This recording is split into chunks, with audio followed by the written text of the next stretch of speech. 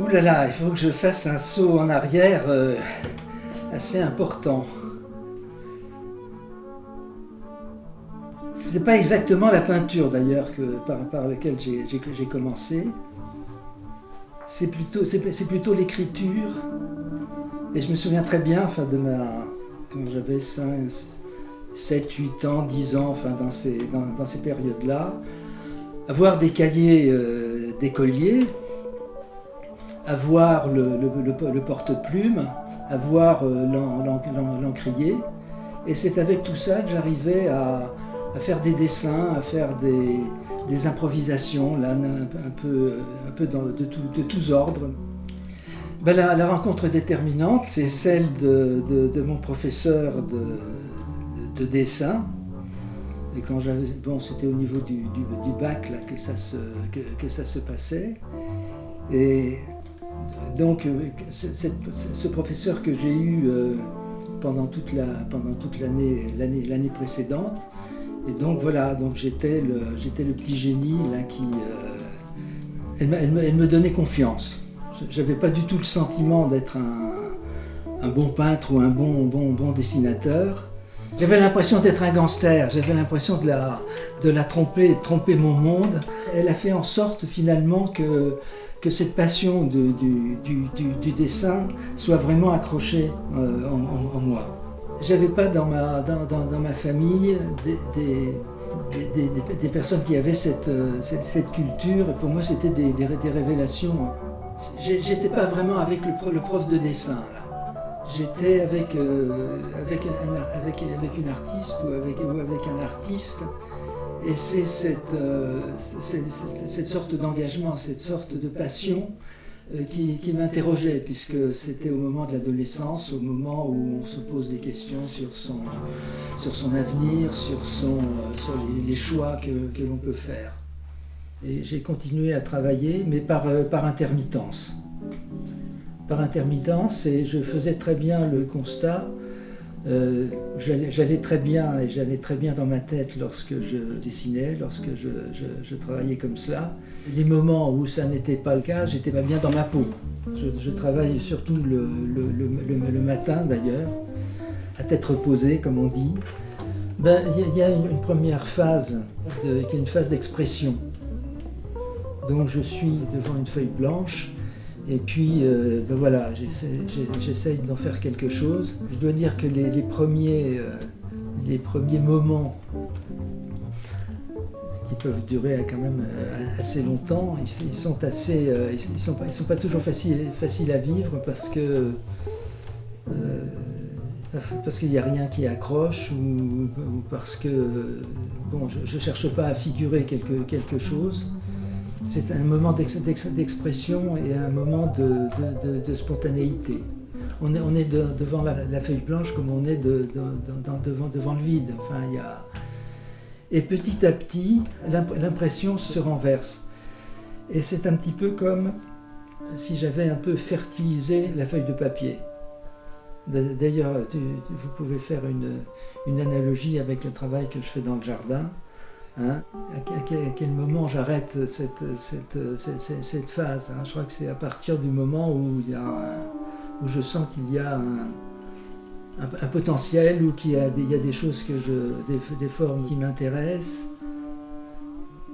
et vraiment des formes qui sont créées par le hasard. Si tant est que l'inconscient ça existe aussi. Le résultat n'a rien à voir avec le point de départ. Mais le tout, c'est de partir et d'être actif. J'attends pas l'inspiration. C'est quelque chose qui, à mes yeux, n'existe pas. Ça dure plusieurs jours, oui. Ça dure plusieurs jours. Alors après, en général, je le laisse de côté.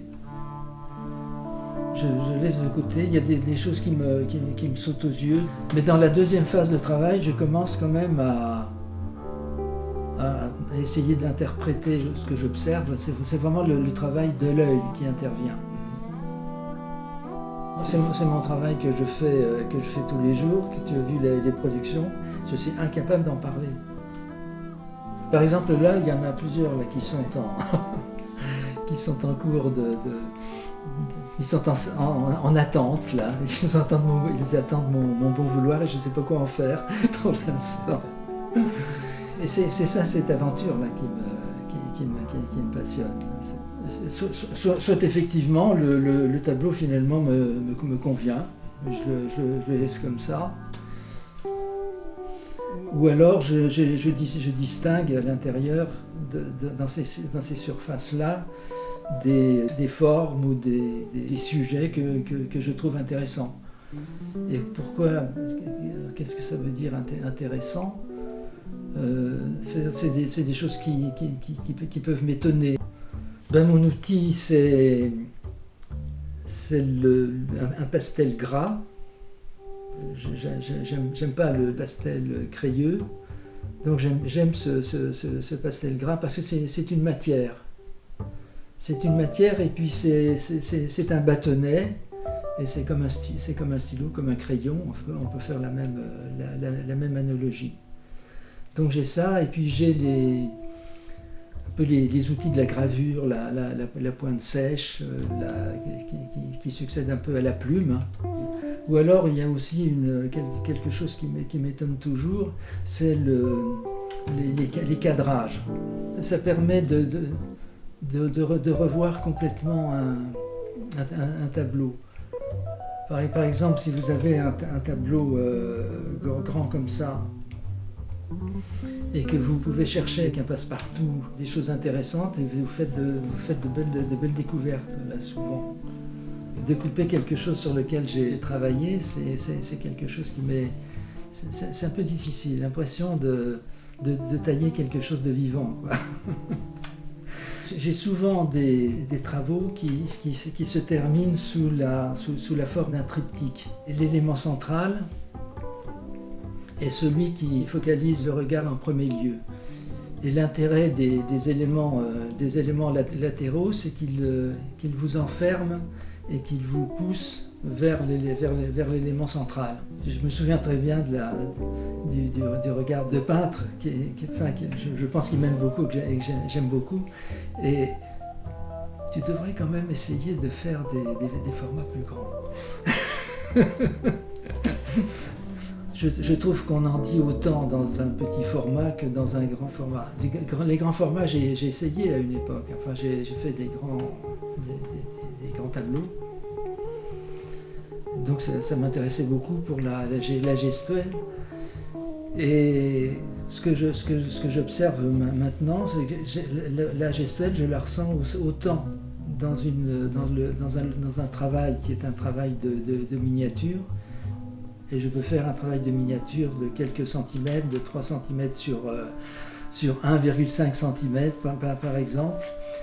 Et je me demande qu'est-ce qui évoque l'infiniment grand, qu'est-ce qui évoque l'infiniment petit. Et je me disais là, ce matin, mais finalement c'est le format le plus petit qui évoque davantage l'infiniment grand. Il demande une démarche de la part du spectateur, alors que le grand format vous appelle, c'est vous qui recevez, même si vous n'avez rien demandé. Est-ce que tu penses là que celui-ci évoque un travail photographique? J'ai eu plusieurs remarques dans ce sens-là, et ça me plaît beaucoup cette idée que je puisse tromper les gens en proposant des photographies, qui plus est des photographies de sujets qui n'existent pas. Le premier grand voyage que j'ai fait, c'était en Iran. Et pour moi, ça avait été aussi une émotion extraordinaire. Je ne voulais plus rentrer en France. Et donc tout l'art islamique, enfin d'une façon générale, est quelque chose qui exerce sur moi une fascination réelle. Où les dernières années de ma vie professionnelle se sont passées en Turquie. Voilà, où je me suis occupé de l'Institut français. Il y a l'immensité du désert, donc les paysages du désert, les paysages de Mongolie, qu'on appelle le désert vert. Donc c'est des choses à perte de vue. Les forêts du nord de l'Europe, la mer, enfin, c'est vraiment une attirance profonde pour réfléchir sur nous, sur notre destinée, sur l'homme, enfin, ouais, sur le sens de tout ça. C'est plutôt des choses que j'emmagasinais et que je pouvais ressortir. J'ai choisi de vivre à la campagne, que j'ai choisi d'organiser un jardin, de faire un jardin qui me prend quand même du temps. Et c'est une osmose là, qui se produit entre le jardin et ce que je peux faire dans l'atelier. Et certainement que j'apporte depuis le jardin jusqu'à l'atelier un certain nombre de choses dont je n'ai pas toujours conscience, mais enfin en tout cas j'ai besoin de faire ces allers-retours. C'est une question de respiration pour moi. C'est peut-être parce que j'ai passé un demi-siècle à la capitale et que j'avais envie de passer mon temps là justement dans la nature. Quand j'ai pu me dire que je ressens justement la vie là, dans ce que je fais, ou dans certaines parties de ce que je fais, ça me réjouit. L'être humain n'est pas vraiment représenté, enfin, l'homme n'est pas très... Il est presque pas présent là-dedans.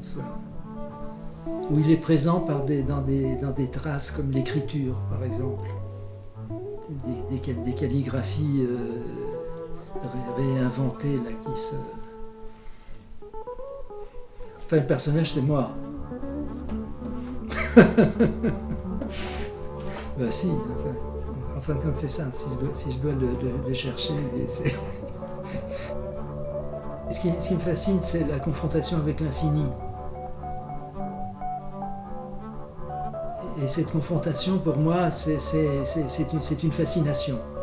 Ça me fait pas peur, mais je ne trouve pas d'autres termes pour exprimer ce que je ressens. C'est pas la beauté, je préfère le terme de fascination.